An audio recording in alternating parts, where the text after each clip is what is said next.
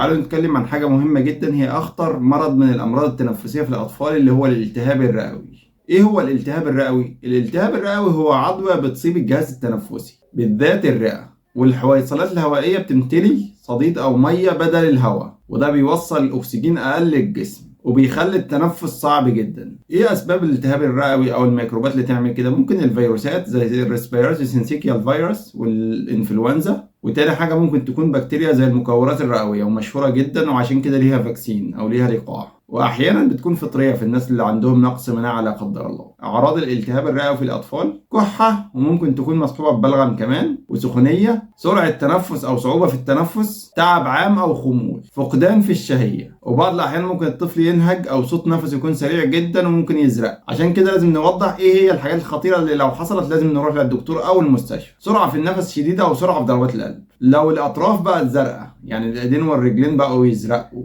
والبق والوش برضه لو في زرقان في الوش، والحراره عاليه جدا وما بتنزلش، رفض الاكل والشرب تماما، دي علامه خطيره طبعا. العلاج بيكون على حسب السبب، ممكن ندي في الدور الفيروسي مضاد للفيروسات او نديله سوائل ونريحه، والبكتيريا بندي مضاد حيوي طبعا، والفطريات بندي مضاد للفطريات، وممكن يحتاج يخش المستشفى ويتحط على اكسجين عشان خاطر الاكسجين بتاعه قليل، وممكن يحتاج يخش رعايه مركزه لو هيحتاج جهاز تنفس لا قدر الله. الجزء ده مهم جدا، ازاي تقي اطفالك من هذا الامر.